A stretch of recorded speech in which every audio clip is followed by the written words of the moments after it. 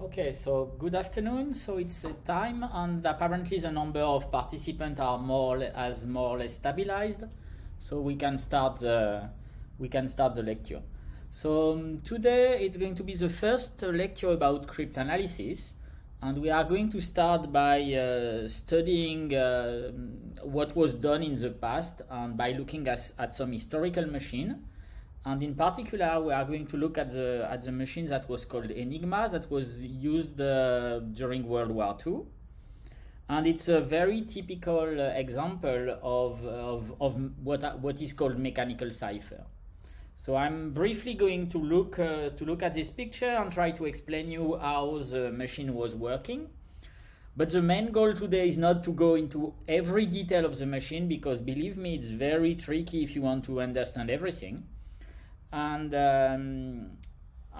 what is more essential is to understand why, from a modern point of view, this kind of machine can be easily broken, and we are really going to look at this cryptanalysis part.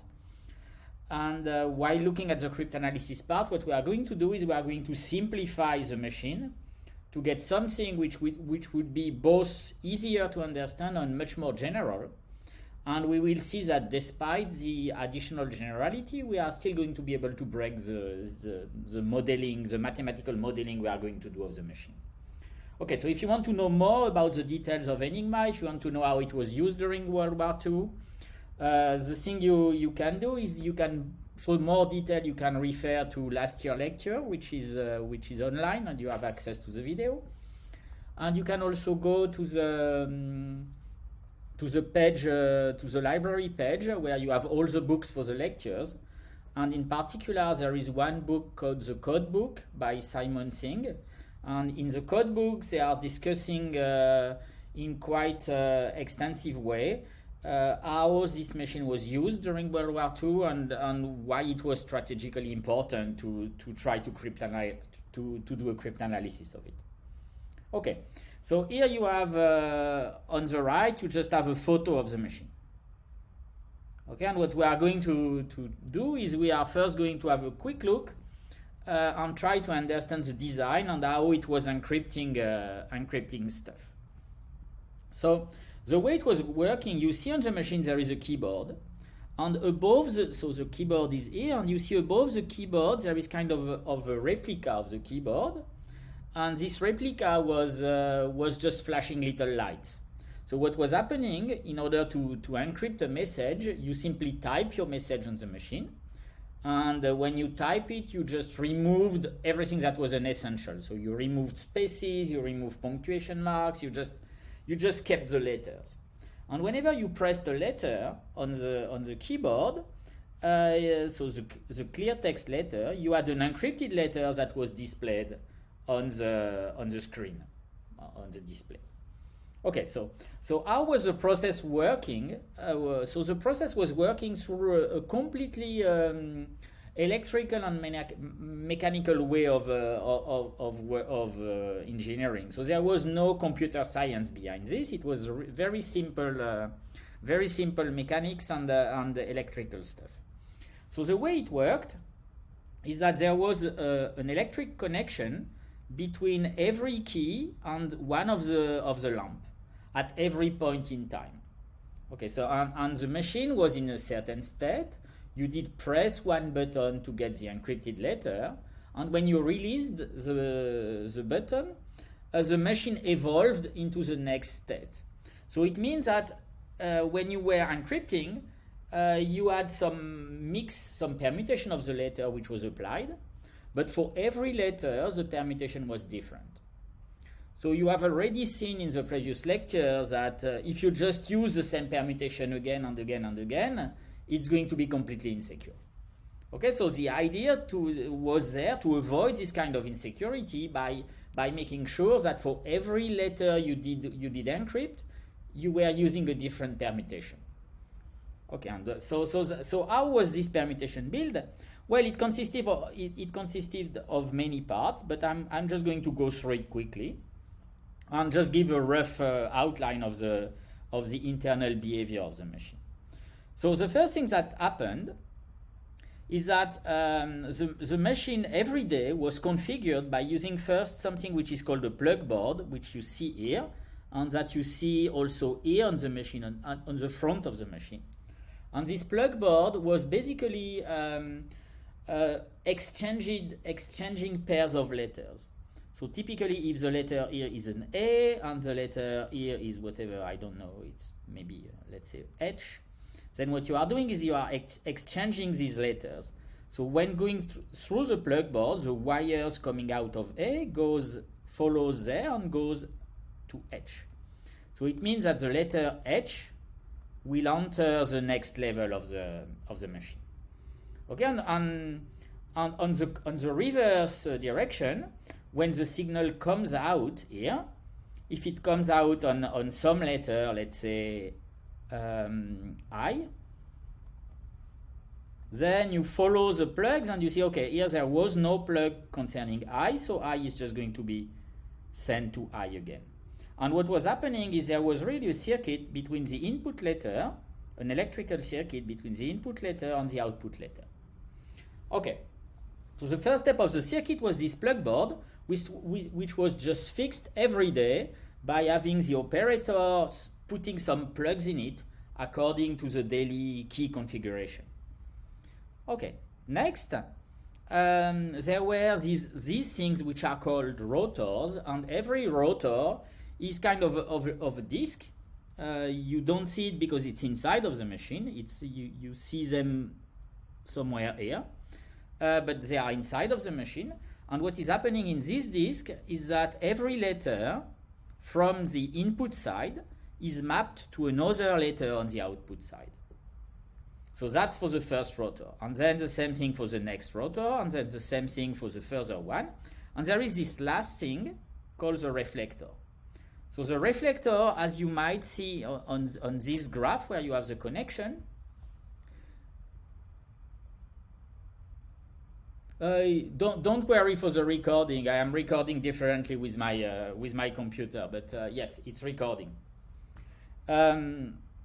So sorry. What I was saying is that every letter in the reflector is sent to another one. So, but if this letter is sent to this one, as you see with the wire, then conversely, every letter, if you go from this letter, it will go in the reverse direction. So this thing means that the reflector,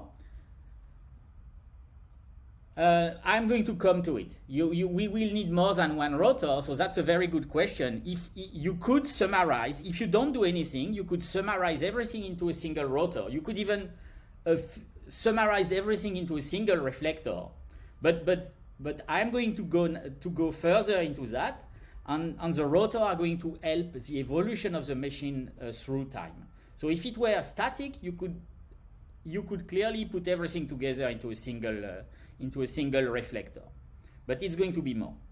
So the reflector is what is called an involution. It means that if you have an input letter and the corresponding output letter, it goes both ways. So if you apply the reflector twice, you just go back to the same letter as you had originally. And furthermore, you see that all letters are grouped by pairs. So it means it never happens that a letter is sent to itself. And you can see why, because if you wanted to make an electrical circuit with the wire going in and out through the same path, then you would have a shortcut in the circuit, and that wouldn't be good for the machine at all. So this is why you had to have this property of no fixed point. Okay, so typically now, if I press this A, it's going to H, and H is going there, and I'm not going to follow the wire because it's too complicated, but let's say it will go out there, and then there, and then there, go through the reflector, come out somewhere, come back here, and it will be coming at the output of an I, for example. So you have this long electrical circuit that goes through everything from the input to the output. Okay, so one first thing you can remark is that if there is an electrical circuit from A to I, then of course there is an electrical circuit in the reverse direction from I to A. And this is indeed a property of the machine, that if when the machine is in a given state, if you press a letter, let's say A, and get the output, let's say I, and now you imagine what would have happened for the machine in the same state if I had depressed I, then I would have gotten A. And in fact, this is exactly the way the machine was used to decrypt a message. And so the machine was used to decrypt the message. And so if you encrypted a message and got some new sequence, which was a ciphertext, now if you put back the machine in the initial state and retype the ciphertext, you get the plain text back. And that was how messages were decrypted. So it's a pretty important property for the functionality of the machine. And we are going to see that this property for a modern cipher is also some kind of weakness. Okay.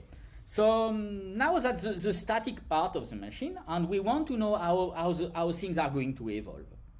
So the first thing is, I told you at the beginning of the day, you have to choose how you put the plugs.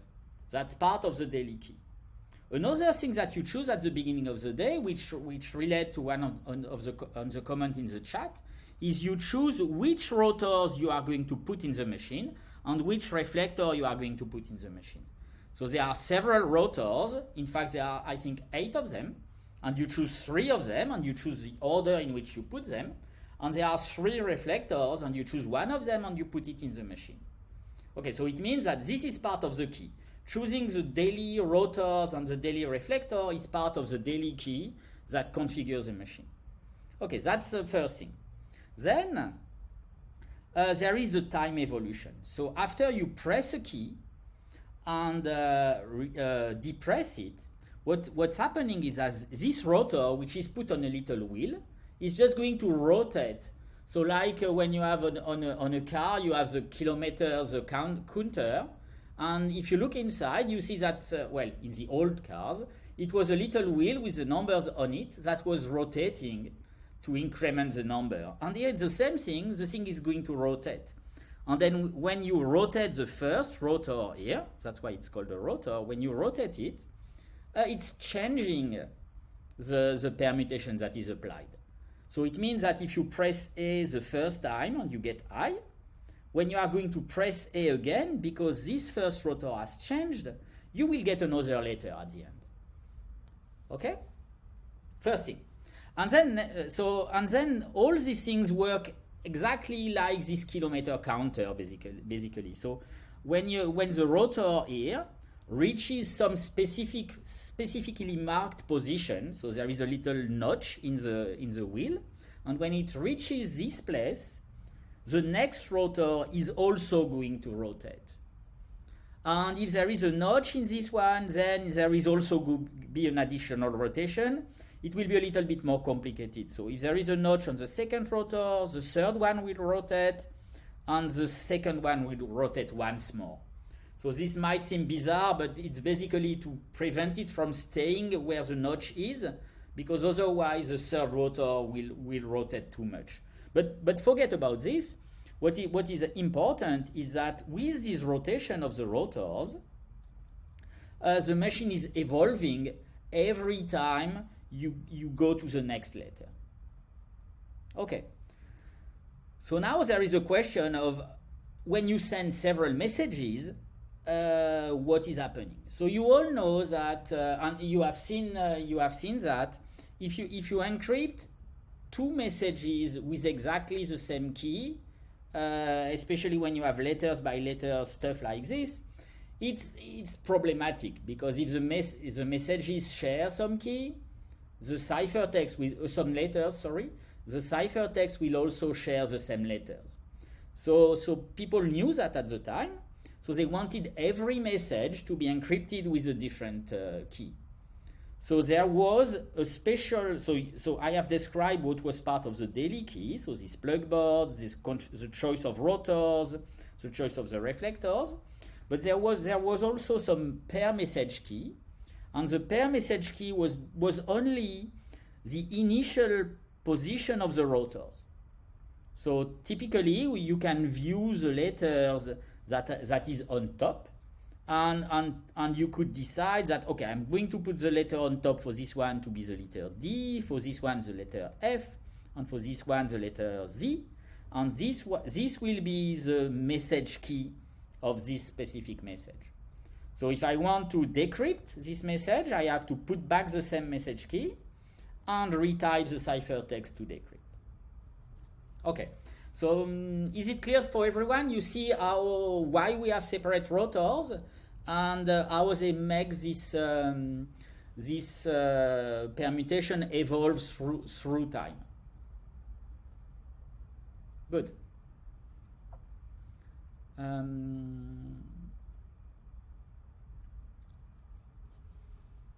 Okay. Good. Are there any questions on this? Do you all understand how the machine works, or do you need some additional precision? So of course there are plenty of details I didn't go into, but do you understand the rough principle of what is happening there?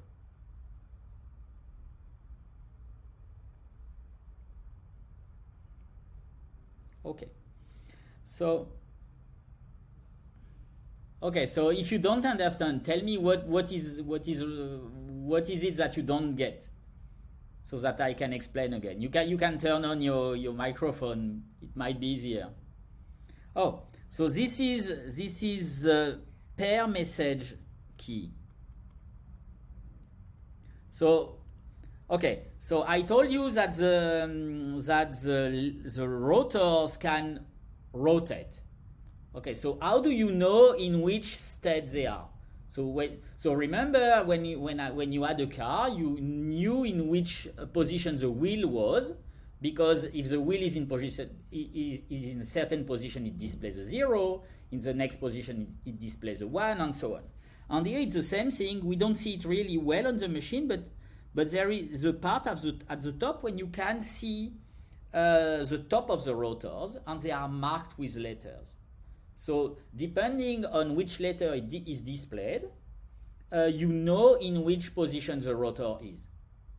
So if you want to encrypt a message, you have to set the rotors in some starting position, which is the message key. Oh, I will come to that.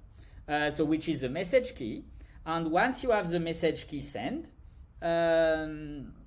you can either encrypt or decrypt. Okay, and the message key, what was done, it was sent encrypted by the machine from a base configuration.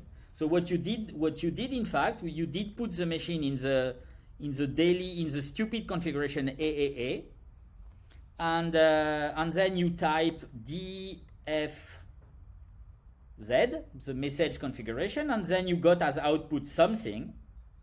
And now the person that wanted to know what was your pair message key did put her machine instead AAA, type these 3 letters, whatever they are, XYZ, and then got back the initial message key.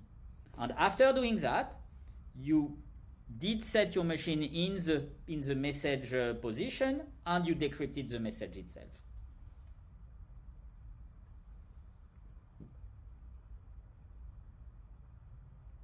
Okay, so I'm going to go back into the to the details of how the rotors are rotating, if you want. So there are 2 subtleties in how the rotor are rotating.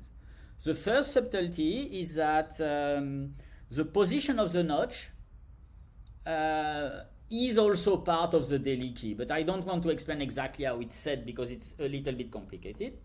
So let's assume there is one letter. When it is displayed, the rotor will get the next one to move. So for example, in my configuration for this first rotor, when it reaches the letter, let's say M, then the second rotor is also going to rotate.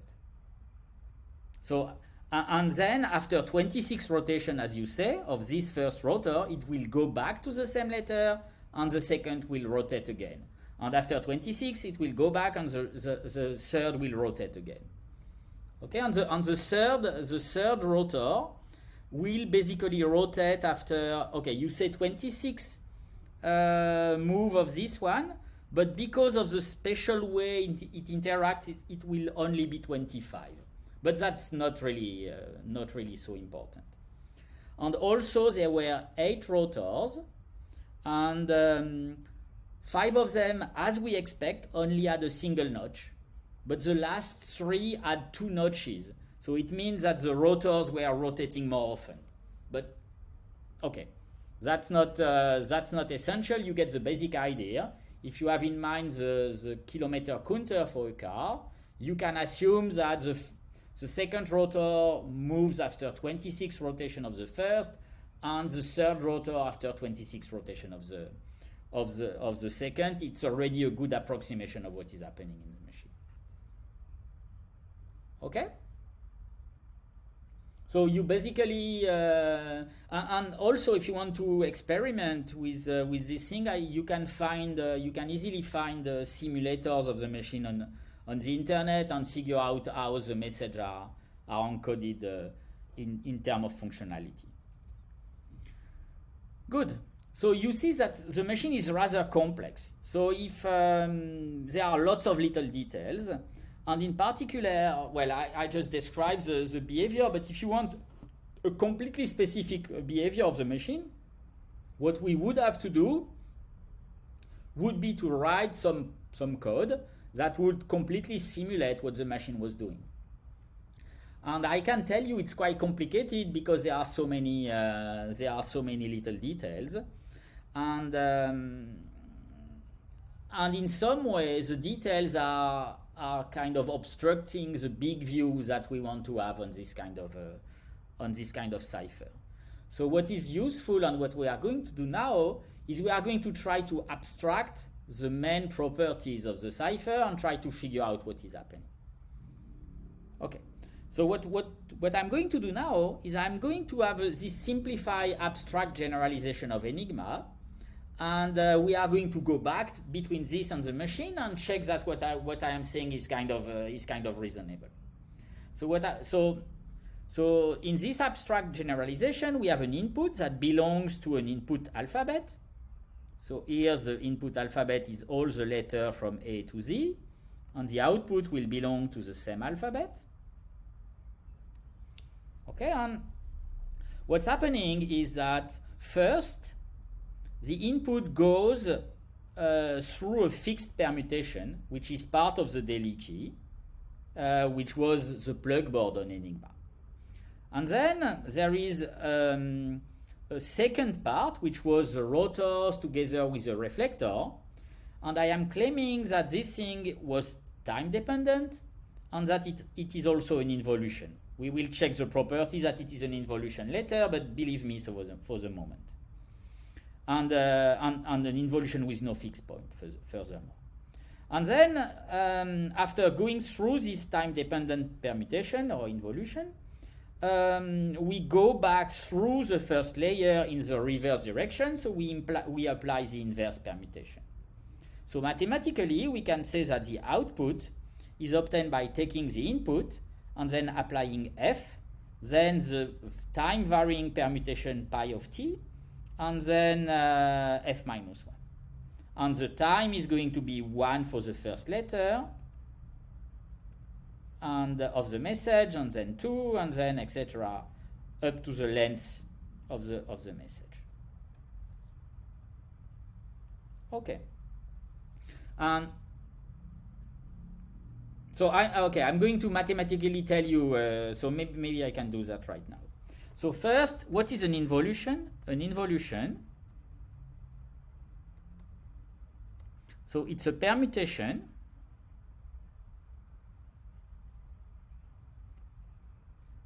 sigma such that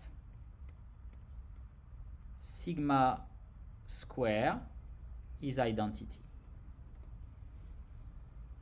So do you know what a permutation is? A permutation is you take every letter and you send it to another one without any duplicate. So you are really moving the letters around without deleting any.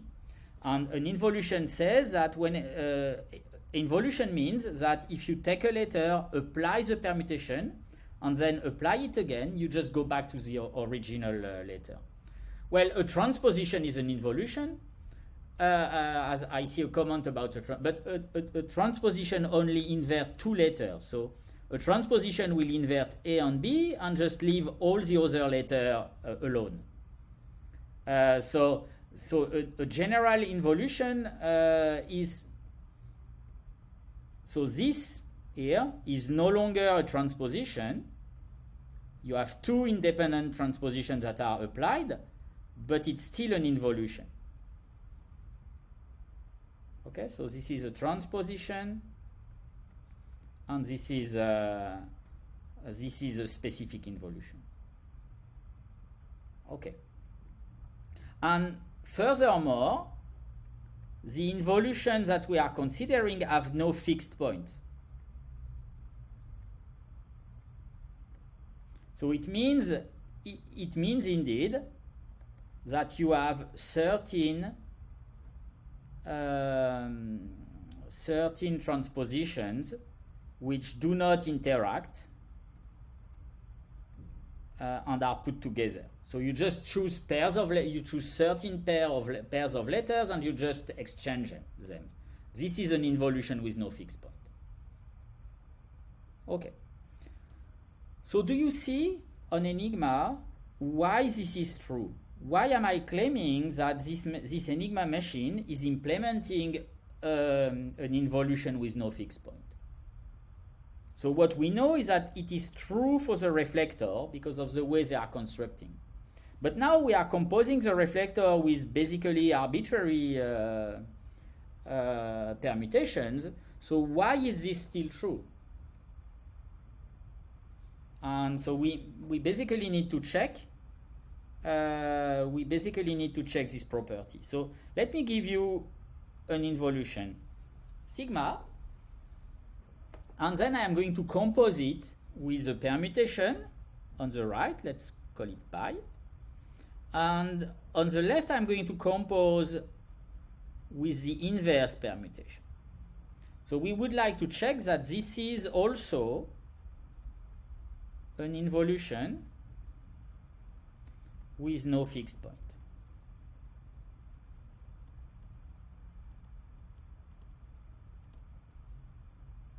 And we need to check two things. The first thing we need to check is that if we compose this thing with itself,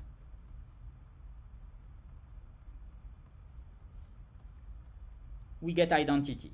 But if we compose this with itself, we get pi minus 1 times rho times pi times pi minus 1 times rho times pi. Well, you know that this simplifies. This is identity because we are composing a permutation on its inverse. So now this is equal to pi minus 1 sigma square pi. But we know that sigma square is identity because sigma is an involution. So this is pi minus 1 times pi. And as it was there, this is again identity. Okay, so indeed, this is an involution. And so that's the first property. And the second property we need to check is that this has no fixed point. So what would be a fixed point? It would be something like satisfying pi minus 1 times sigma times pi of f, the fixed point, equal to f. So is this possible? So if this were possible, it would be equivalent to having sigma of pi of f be equal to pi of f. You just apply on both sides the permutation pi.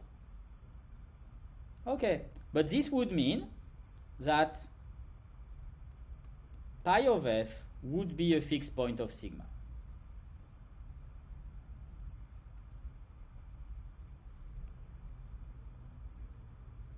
And we know that sigma has no fixed point, so it means that both properties that were true for sigma, being an involution with no fixed point, are also true for the composition we have there.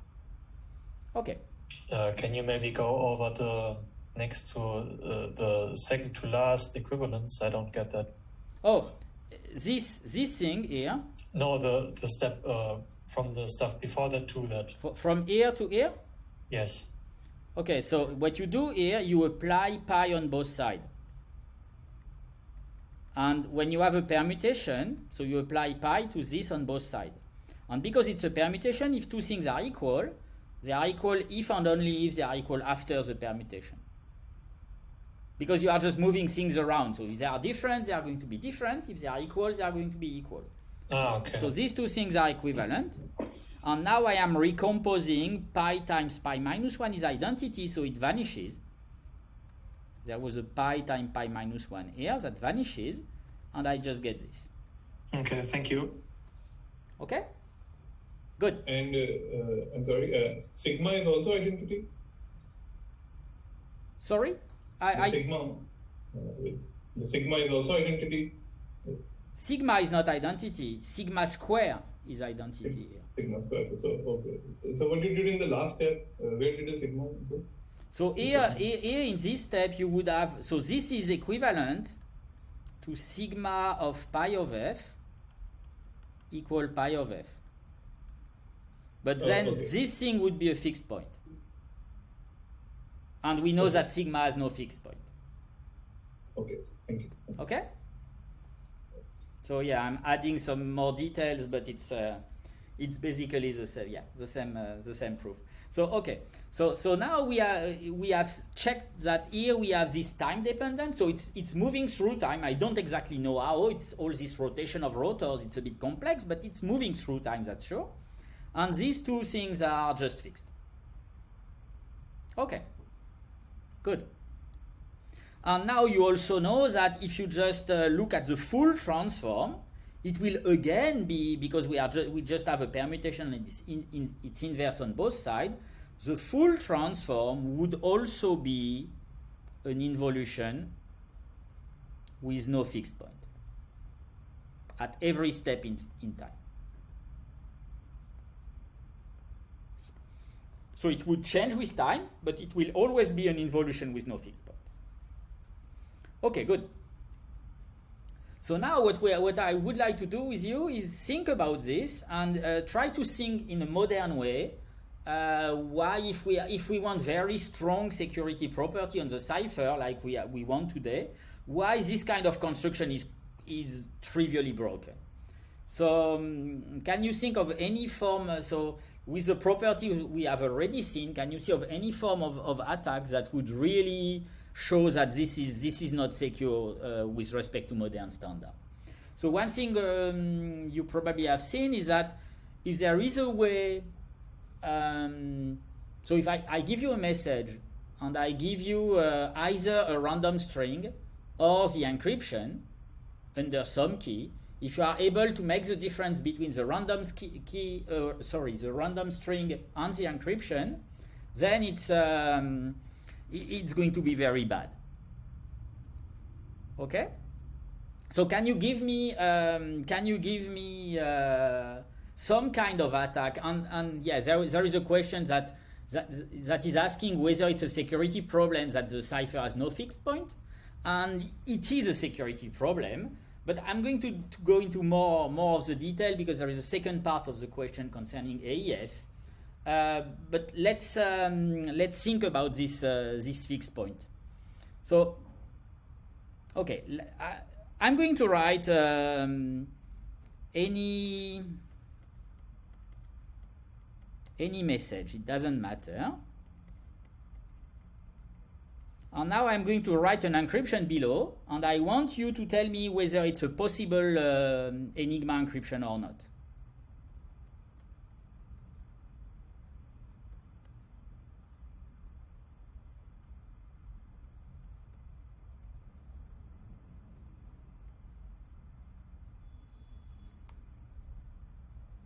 So can this be an enigma encryption?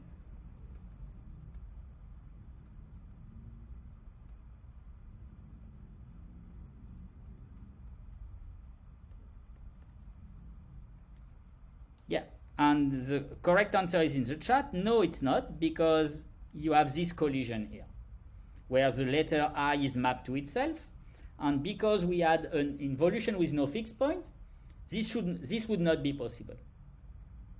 Okay, but now, if I'm taking a reasonably long message and a random string of the same size, do you think there will be a collision between letters somewhere? And what is the probability for a collision to happen? I'm just assuming that the second message I give you this time is completely purely random. Not in Enigma. I want to make the difference between an Enigma encryption and a random message of the same size. Yes, with high probability, as long as the message is long enough. So let's do it. So what is, for an individual letter, the probability that you have a collision is, for one letter, let's say this one, the probability that there is the same value here and there is just 1 over 26. Because this letter is chosen at random in 26 possibilities, so you just have one chance in 26. Okay, so the probability that there is no collision here is 1 minus p. But now if the length of the message is L, okay, why is my pen no longer working? Can you still hear me? Okay, my computer was frozen for some reason.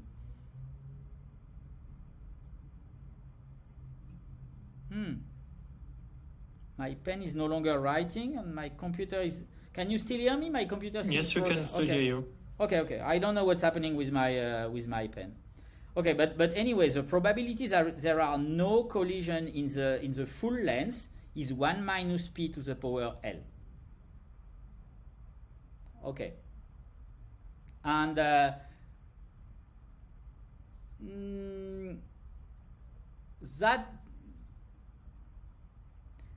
they are independent, so you should multiply probabilities. So you shouldn't multiply p by the number of events. The probability that there are no collision is 1 minus p here, then 1 minus p there, then 1 minus p, and since the events are independent, you need to multiply. But basically, if L is large enough, if L is large compared to 26, then this goes to 0 quickly. And if this goes to 0 quickly, it means that there will be at least one collision somewhere. Okay, good. So you know now that if I give you you have a message in mind, I give you either an encryption of this message or by Enigma or a random string, it's very easy for you to make the difference between the two. Because for the random message, there will almost surely be a collision, while for between the two things, while for an Enigma encryption, there won't be any. So from a modern point of view, this already distinguishes Enigma encryption, whatever the key is, from a random string, which is a pretty good way to say that the cipher is not so good. Okay, so that's the first thing. So there is an even simpler way to do it. You just encrypt the string made of all A's, and if there are no A's in the encryption, then it's very likely to be an Enigma encryption.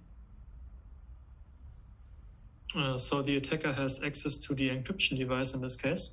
So when you do security in the modern sense, you always assume that the attacker has access to some form of access to the encryption device. So he can either you can either get pairs of message together with their encryption, or you can choose a message and get an encryption. Sometimes you can even choose a ciphertext and get the decryption. And if you are able to do this, if you can do some non-trivial things using these oracles, then the encryption is considered to be broken. Okay, thank you. So typically here now, if I give you access to the encryption oracle of Enigma, can you tell me why I can decrypt anything?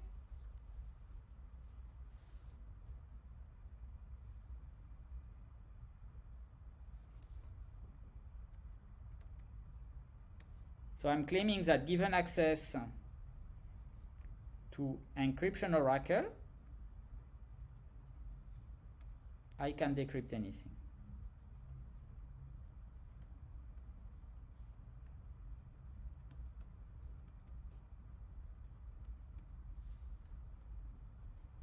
Yes, just enter the ciphertext again, because that was how it was working. So I agree that this thing is very bad from a modern point of view, but it's a little bit cheating to say that I'm going to use that, because of course it was a built-in property of the machine. So it's not so clear this attack is a very nice, very friendly attack against the machine, but at least from a modern point of view, it's really considered to be bad. Okay, but what I want to do now is I want to show you that it's much worse than this. So what I'm going to do is I'm going to further relax the generalization. And I'm going to show you that even without these elementary weaknesses we just pointed out, so the no fixed point, the fact that you can use the same the encryption oracle to decrypt and all these things. Oh, how do you get the keys of the day when they are in the oracle? When you get oracle access to the thing, the oracle knows the key. So here, because there is a per message key, you might consider saying that, okay, you must input the per message key for the model to make sense. It's kind of like of a tweakable cipher, something you will see later. But in that case, yes, well, for AES, the only so you are going to see this security model, but for AES, you can't do anything trivial. So basically, the Oracle model, I give you access to AES with the key, and you are allowed to ask tons of questions to it. And now at the end, I'm going to ask you to answer one more question, which is unrelated to what you did, and you shouldn't be able to answer. Okay, so typically. So typically, I give you one block which is encrypted by AES, and I give you an oracle access to AES that both encrypt and decrypt. You can ask any question you want. The only question you are forbidden to ask is to decrypt the block I gave you, because this would be too easy. So you can ask any question except decrypt the given block. So you ask, I don't know, 100, 1000 questions, and at the end, if you can tell me how to decrypt the block I gave you, then you have broken AES.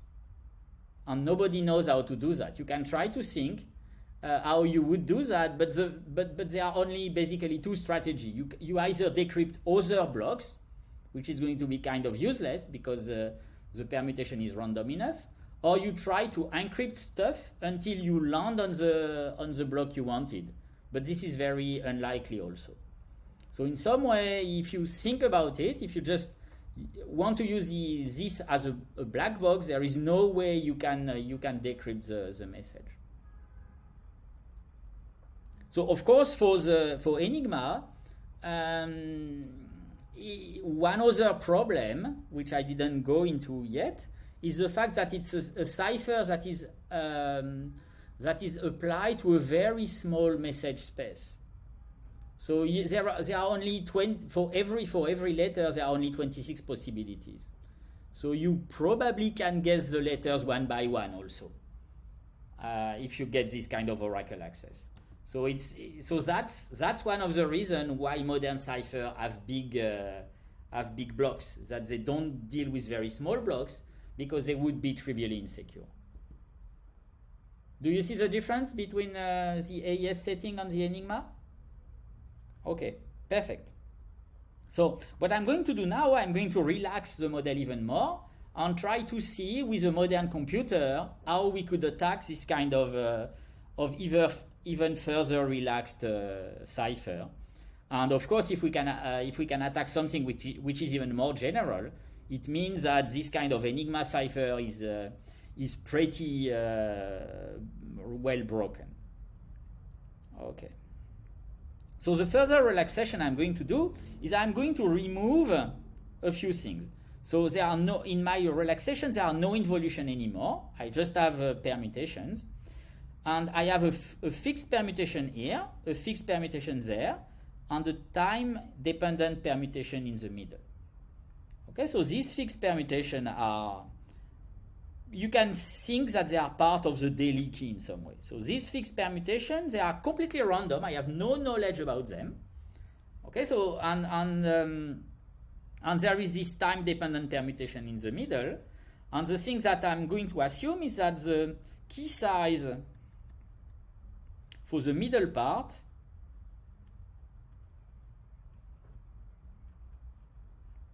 is small.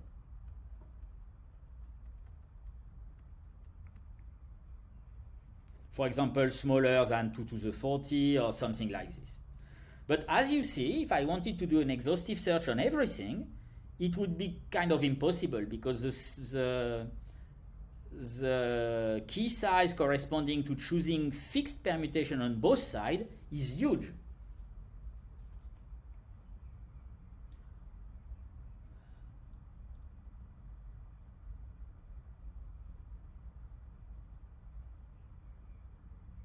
Well, so the question let me pause on this, what I was saying, and I'm going to answer the question. So the question that is in the chat is, can we break any symmetric encryption if we have the key and the ciphertext? Well, it's not, if you have the key, you are not breaking the cipher, you are just using it to decrypt. But the oracle model is not you having the key. The thing is, assume that I temporarily give you access to a box that can decrypt messages.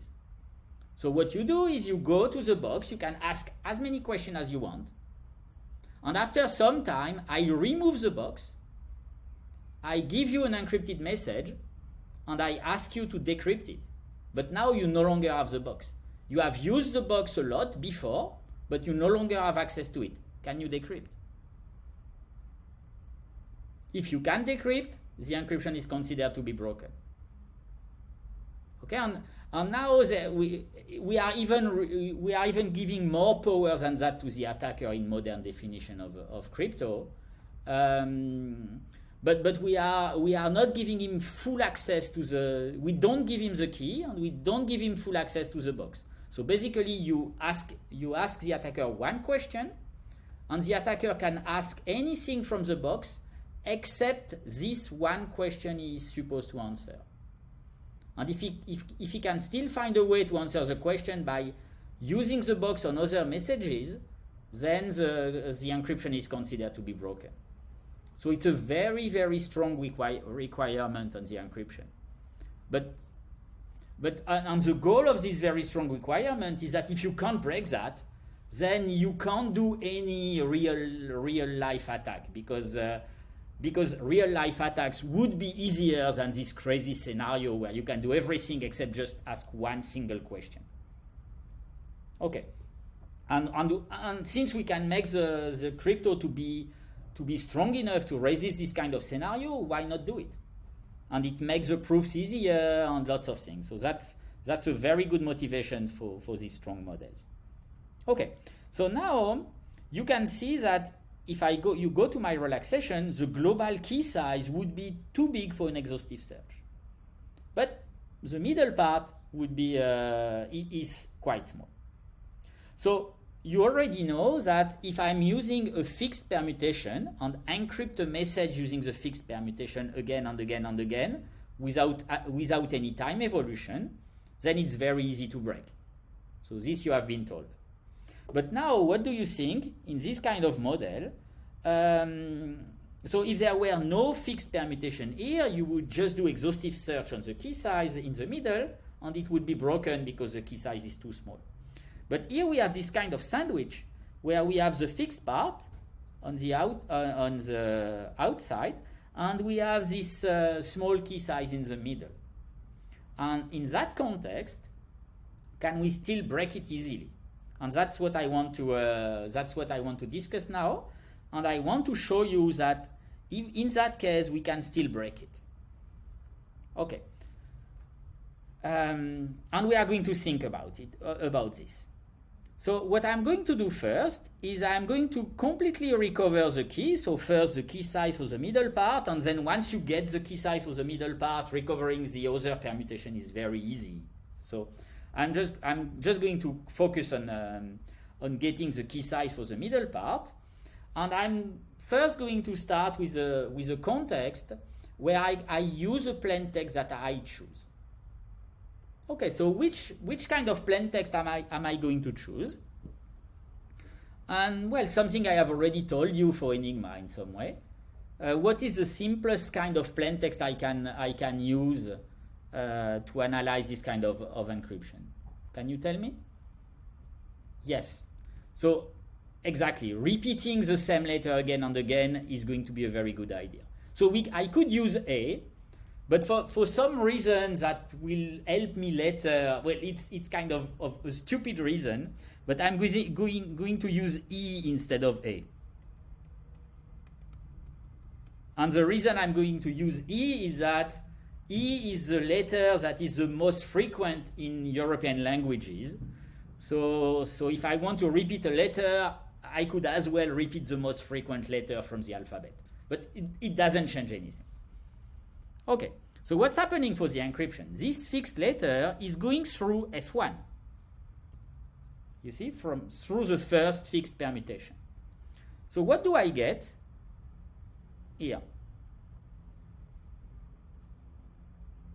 I get some mystery letter, I don't know.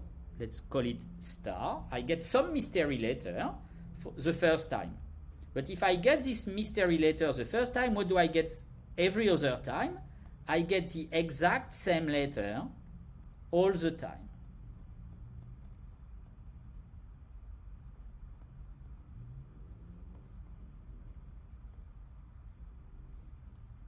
Okay, and then I'm going to apply the time varying permutation to the mystery letter.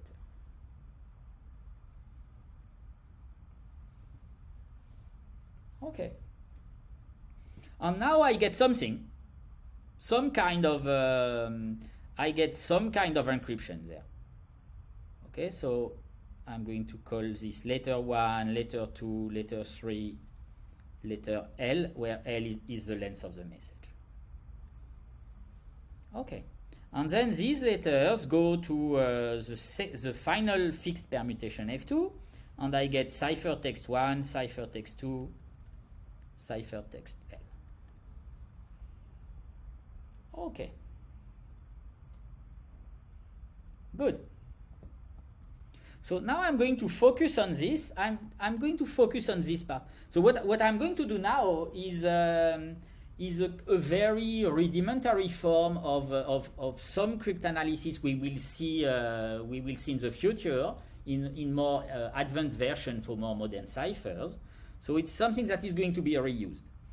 And so the thing I'm going to ask you now is kind of a very important thing. What happens if I take two letters somewhere in my messages, in my output, which are equal? So what happens if CI is equal to CJ? So this is of course going to happen. If I take a long message, there are going to be equal letters. So what can you tell me if CI is equal to CJ?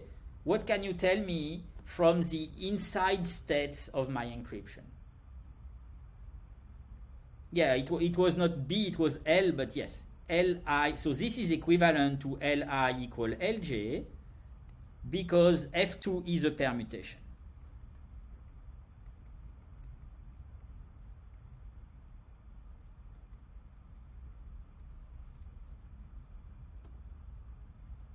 Okay, so it means that the pattern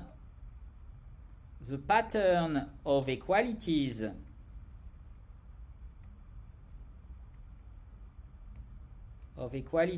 in C is identical to the pattern of equalities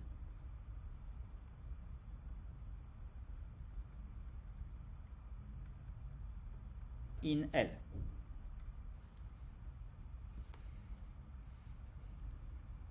If it is true for one specific equality, it's true for all of them, so the patterns of equality is the same.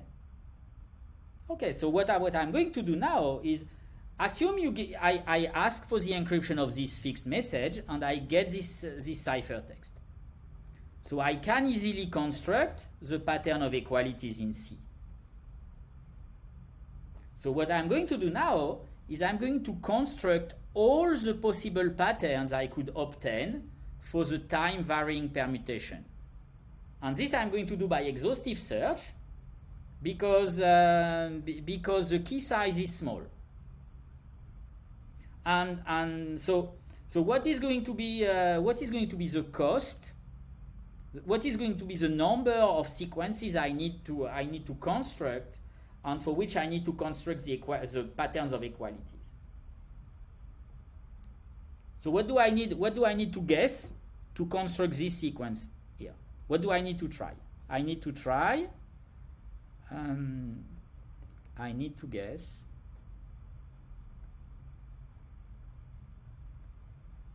Well, can you tell me what I need to guess to construct all the possible sequences L that I have in there? What do I need?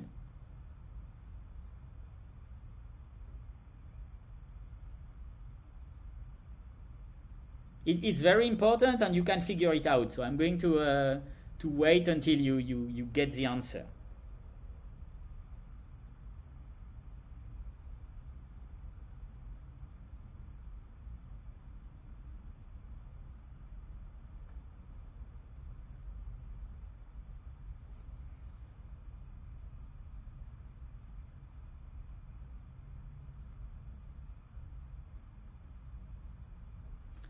Okay, so someone don't understand why the patterns of equality is the same. So you are giving an example which doesn't work, which doesn't follow the example you gave, where you don't have the equality. It means that you can't go from your L to your C by using a fixed permutation. Because otherwise, if I were using a fixed permutation, the first time 1 would be sent to 2 by the permutation in your example, and the second time 1 would be sent to 4 by the same permutation, which cannot happen.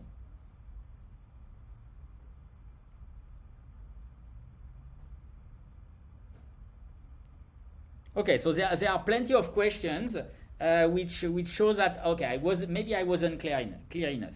So one thing that is going to be just a parameter of the attack is the length of the message I am using. So I don't have to guess it because I know. Maybe I'm going to take L equal 100. It doesn't matter. So let's assume I'm taking some length. Fine. But now, okay, I type this sequence of all E's. I get the ciphertext at the end. So I construct the patterns of equality in the ciphertext. This is easy to do. I will show you some code after. So we can we are going to see how we can do that. But then I want to find the right key for this middle part. Okay, so this key should lead me to some encryption where the equality pattern is the same. So I told you already one element I need to guess. What do I need to find here?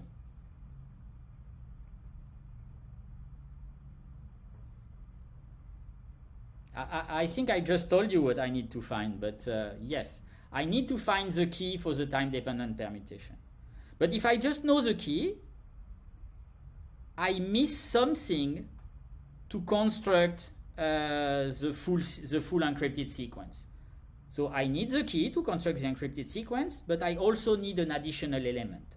What is the additional element I need to guess? I need to find. No, the time I know. The time is 1 for the first letter, 2 for the second letter, 3 for the third letter. So I don't need to know the. If you have the middle key, you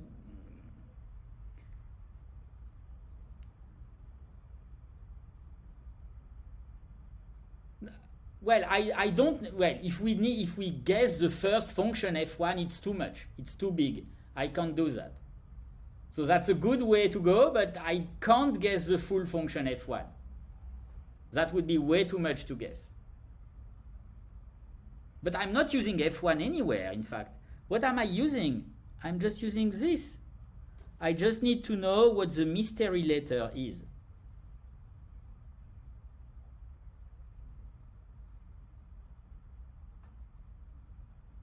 So how many possibilities are there for the mystery letter? Yes. So the total material I need to guess is 26 for the mystery letter times the key size times the number of keys.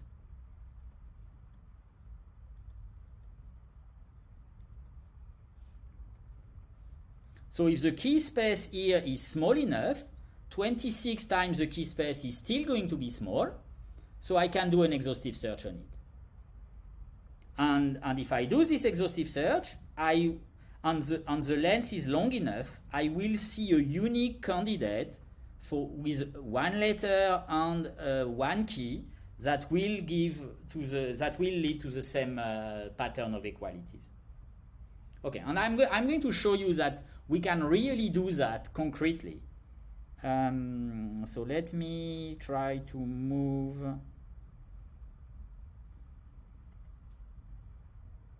Okay, so I'm going to show you some code. I hope it's going to be visible enough. Tell me if it doesn't, if it's not good.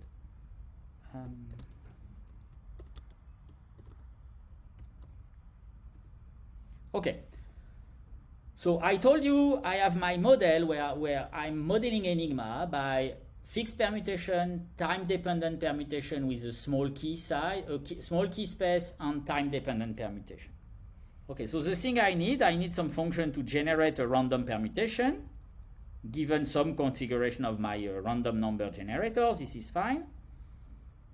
And I'm going to show you how I model the cipher. So the way I model the cipher, I just generate two random permutations which are fixed, which I don't know anything about.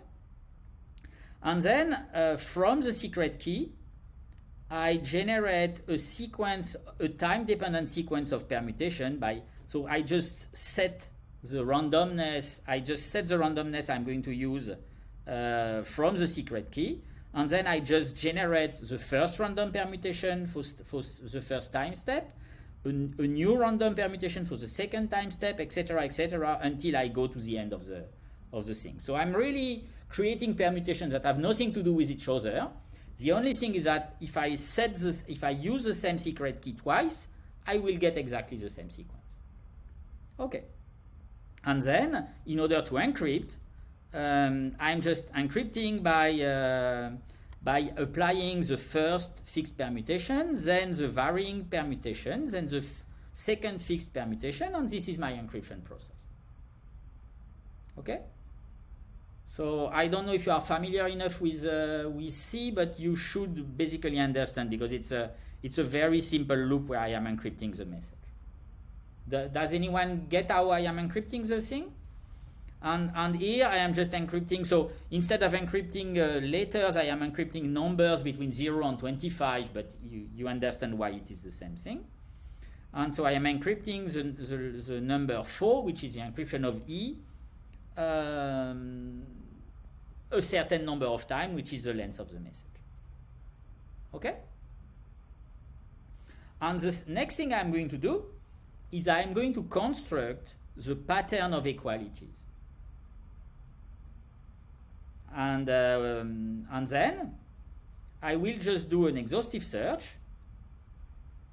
And as I told you, I'm guessing the mystery letter, and I am also guessing the key. For the mystery letter I guessed and the key, I just construct an encryption only using the internal varying permutation. I create the pattern of equality, and I check whether the two patterns are equal. And when the two patterns are equal, I say, okay, I have found something that matches, and it might be the right mystery letter and the right key. So the code is just that. So it's pretty simple. So what is my how am I going to create this pattern of equalities?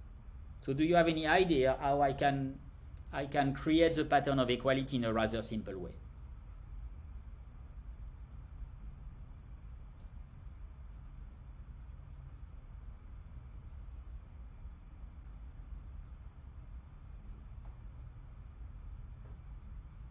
Yeah, so you want to know what are all the indices corresponding to one given letter, but okay, I want to represent this into a fairly efficient data structure. So okay, I'm going to explain you what I did, and so what I did is the following. So what I'm going to do is I'm going to take the message letter by letter. So whenever I encounter a letter in the message, two things may happen. It's either the first time I see the letter, or it's not the first time. If it is the first time, I'm just going to put in my pattern a -1 to say, okay, this was the first occurrence of that letter. And then when I encounter a letter I already saw before, I'm just going to copy to replace the letter in this position by the number of the first position where it did appear. Okay? And this exactly, so for example, if the letter A is in first position, and then in position, so it is in position 0, and then in position 7, 11, and 12, what I'm going to do is I'm going to put a -1 in position 0, because it was the first occurrence, and in position 7, 11, and 12, I'm just going to put the place where the letter appeared the first time, which is just 0 for the example I chose. Okay?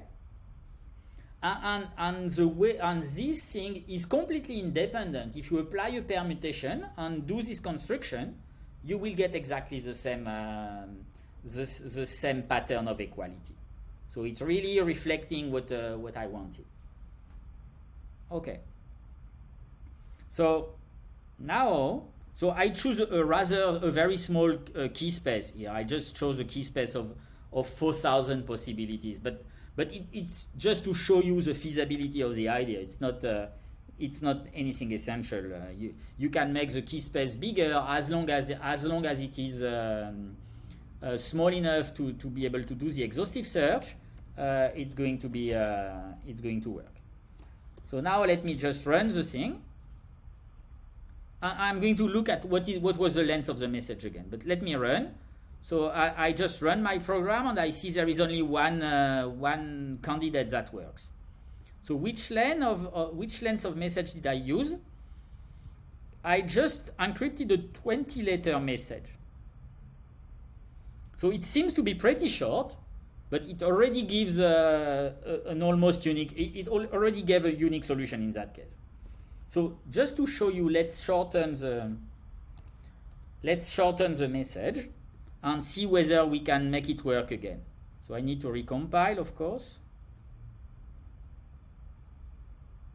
Okay, don't care about, don't bother about the warning. It's not anything important. Okay, you see now if I make my message, my test message too short, then I get plenty of possibilities that seem to maybe work. Okay, the right one is there, but there are plenty of fake possibilities that do not work because the message wasn't long enough to contain the information I needed. But you see that having a 20-letter message is already something very. It's already very short. It's kind of crazy that you can completely reconstruct everything just with this 20-letter encryption.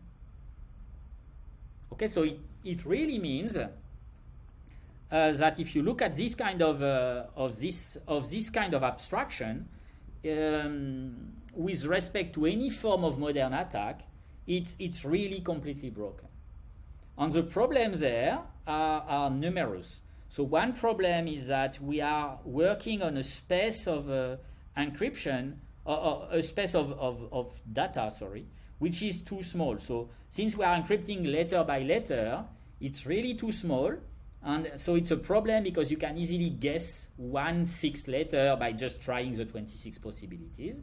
So that's a big problem. The second big problem is that the key size for the time varying part is too small, so we can do an exhaustive search on it. And basically the fixed part are not doing enough work to hide what is happening. just because of this property we saw about the inner behavior. So you don't need to know F1, you just need to know the mystery letter. You don't need to know F2 because F2 is just propagating equalities. And because of all that, this kind of system is severely broken. Okay, and this might help you understand the kind of choices that we do in modern block ciphers, where we have much bigger blocks, we also have much bigger keys, and we do not have this kind of dependencies between big outer keys that do a small thing which is fixed. And okay, so why did we originally use the same letter for the plain text? Because if we use the same letter, we know that it will be the same letter all the way through in the as a mystery letter. If you are using different letters here, you can't know what's going to happen there unless you know the full F1 in some way. But if you have a chosen plain text, you can choose whatever you want. So choosing the same letter again and again and again is completely permitted in a chosen plain text attack. But it's a good question. Can we? Is this kind of system weak enough to break it, even if we don't have a chosen plain text attack? So what do you think? Do you think if you just choose some long random German text,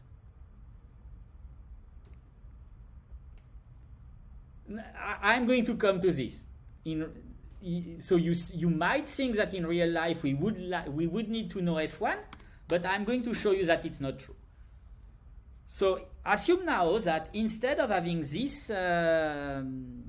fixed letter that I chose, and well, first before that, let me reread the question. So the question is in the chat is, practically in real life, we would need to know F1 to be able to understand the mystery letters. But one thing is, in real life, attacks are very complicated. You never know how the systems are going to be used, and you never know what the cryptanalyst may do in real life to force the user to send some message.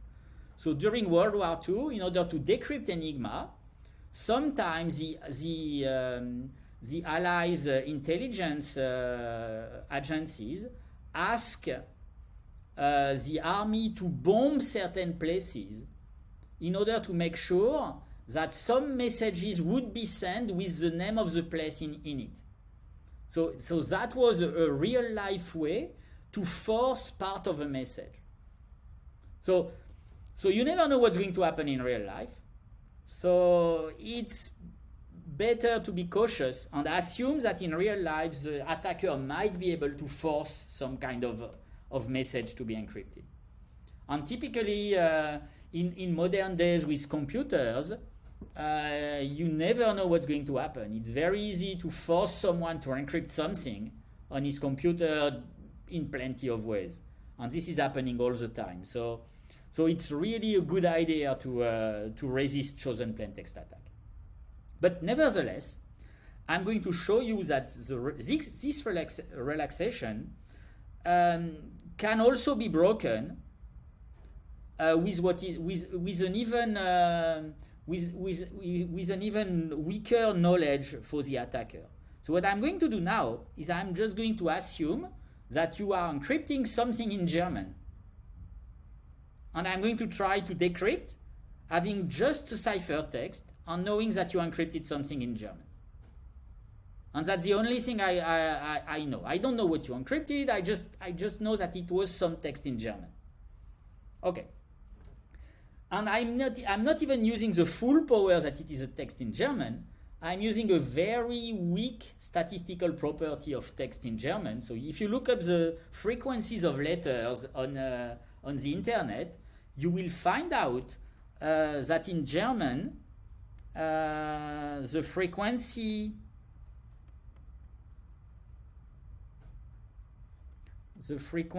of E is approximately 16%. Okay? So what I'm going to assume is that you are encrypting a message which I don't know, but I'm going to assume that you are encrypting a message which is secret with 16% of ease. Well, approximately 16% of ease. Okay, and that's the only statistics that I'm going to use. So I'm going to assume that there is one letter, the letter E, which is overrepresented in the message, and that all the letters are uniformly distributed. So it's a pretty weak form of statistic I'm going to use. And I want to show you that even with this very weak statistic, I am still going to be able to break the system by doing exhaustive search on the middle part without any knowledge of the fixed permutation to start from. So this might seem unlikely, but you are going to see that it works. Okay, so do you have any idea what I'm going to do? So of course, what I did for the previous attack is going to be relevant, but it's going to be relaxed. Okay, so what is going to happen is you apply F1.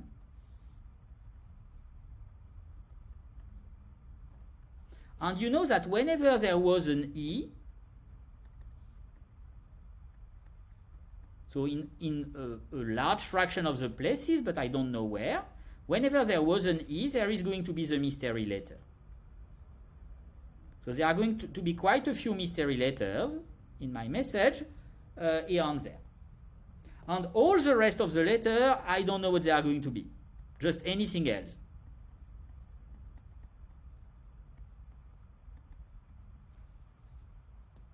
Okay. And now, this is going to be going through the time varying permutation.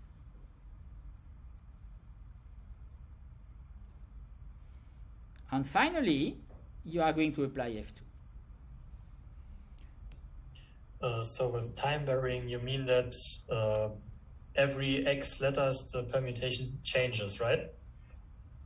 So by time varying, I mean that there is so this depends on it's as before. So this permutation depends on a key, and then you will and once the key is fixed, there will be a first permutation for time 1, a first permutation for time 2, a next permutation for time 3, and for every new position there will be a different permutation. But thank you. But if I reuse the same key, I will get the same sequence of permutation again and again. Otherwise, it wouldn't be an encryption. If everything is random all the time, there is no way to encrypt and decrypt. So I need to have something to be controlled by the key. But it's very mild. I'm just assuming that once the key is fixed, I will get a sequence of permutations which depends on the key, but which are just all completely different. But if I know the key, I can reconstruct the same ones. Okay, that's fine. So now, the thing is that if I had two mystery letters that for some reason were encrypted into the same letter, then I would see it there. Okay? So what I'm going to do, so before, you remember, I was checking that the position of the equalities were exactly the same. So now what I'm going to check is that there are plenty of equalities from my reference. So I'm still going to construct these things by guessing the mystery letter on the internal key, and I'm going to look at the patterns of equalities. But now I know that only a fraction of these equalities will be visible. The equalities will be visible only if it was the same letter to start with in the secret message. Otherwise, it's not, the equality that should be there is not going to be there because it was not the right letter that was encrypted. Okay? So what I'm just going to do is I'm going to do something very, very stupid. I'm just going to build the same thing as before, and I'm going to count positions where I have equalities both in the guessed part and in the real message. And I'm just going to count how many there are. And the reasoning there is that if I do the right guess, there should be more equalities that are across the two pairs of things than if I just do if I guess the bad thing. If I guess the bad thing, the equalities in the bad thing are just going to be anywhere compared to what they are in the real encryption, and so there shouldn't be too many cross equalities. But if I guess the right thing, there should be more correspondence between the equality on both sides. Okay, so this might seem a bit rough, a rough description of the thing, but I'm going to show you the code, and I'm going to show you that indeed we can make this work. The only problem is that we are going to need much longer messages to make that work. But okay, in real life that's fine because people are often encrypting very long messages, so it's not a big problem. Okay, I need to go there. So I'm just going to show you the new code. So okay, so I still use exactly the same. It's not really a cipher. It's just a pseudo model that emulates a cipher, but it's good enough for the purpose.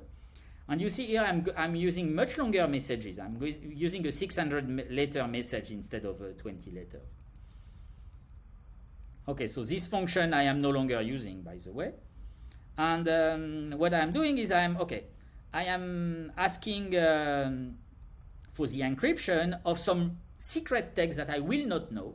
The only thing is I make sure, the way I'm constructing the text might seem a bit weird, but believe me, the only thing I'm making is I'm making sure that there is a fraction of about 16% of is in the secret message. That's the only thing I'm doing. Okay, and then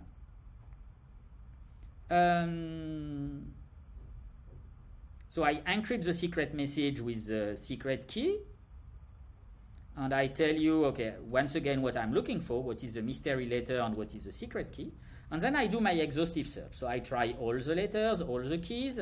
I encrypt only using the inner permutation, the mystery letter, and then I just look at all positions and count the number of positions where there is an equality in the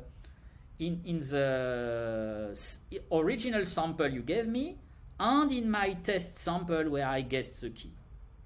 And I just count this number. And if the number is big enough, I display a candidate. Okay, and if the number is not big enough, I don't display anything. Okay, so it seems to be a very basic and stupid thing, and you are going to see it's much slower because I'm doing this long double loop inside where I'm testing every pair of position. Oh, sorry, that's rather bad. Okay, so I'm just sending that. And so here it's taking much longer because there are all these double positions to test, but you see that it's testing lots of possibility and only displaying the right one. So even if I don't know anything about the message that was chosen, I only know that there are quite a few repetitions of one letter, the letter E. It's enough to completely break the thing. Okay, so this attack is pretty technical, so you don't need to remember all the details, but what you need to remember is that this kind of relaxation of enigma, which is a very, very wild generalization, is still completely broken by modern standard. And with a modern computer, you can recover the inside key in a few minutes, or well, it depends on the key size, but as long as the key size is small enough, and as long as mystery letter time key size is small enough, you can really do this very quickly. And I didn't optimize the code at all, but I just wanted to show you the principle of these kind of things, so that you can understand why we no longer use this kind of system at all. It's because they have some very big bad properties that we don't want to see anymore, especially in a world where everyone has computers and can do this kind of cryptanalysis quite easily. Okay, so basically that's all I had to say today.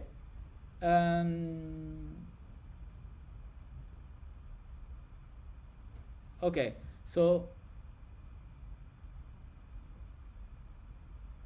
what is going to be part of the quiz? You need to know some of the basic properties, and so this very generalized attack with ciphertext only is not going to be the kind of thing we ask of you. It's too tricky, too technical. But I just wanted to show you that just knowing this kind of statistic about the language is enough. So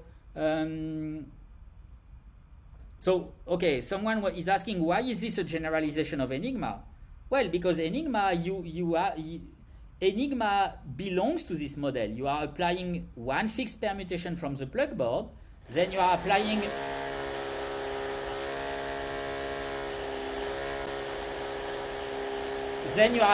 a time-dependent permutation, and then you are applying another fixed permutation.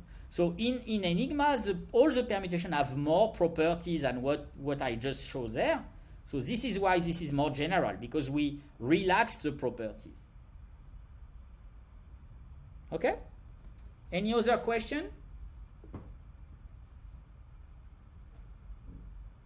Okay, so I see it's time. So,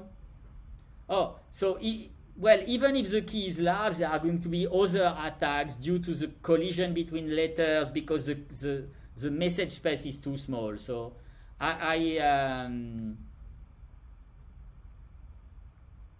yes, from what you understood right. The permutation for the letter doesn't depend on previous letters. It just depends on the position on the key. Well, if it depended on what letter were entered before, it might become even worse. These kind of things have been tried lots of time, and it's very hard to make the thing dependent on the letters in a reasonable way, because if the attacker can choose the letters that are entered, he might be able to guide the cipher into a bad position where it's even easier to break. So having dependence on the input is usually a bad idea also. So, but there are so many variations to consider. It's hard to give you all things at once. But believe me, this kind of letter by letter ciphers, if we no longer use them, there are really good reasons. And one good reason is that when you type something on your computer, you also want to encrypt spaces, commas, point, and every other code that you can have in your computer, not just letters. So just encrypting letters, even functionally, it's a bad idea.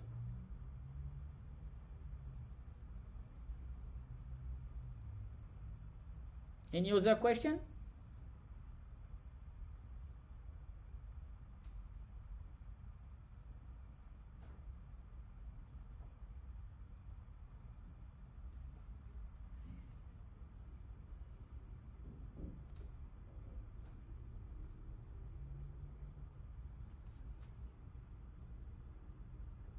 Okay, so if not, I think it's time to end the lecture for today, and I will see you in a few weeks for the continuation of the cryptanalysis stuff. So have a good afternoon.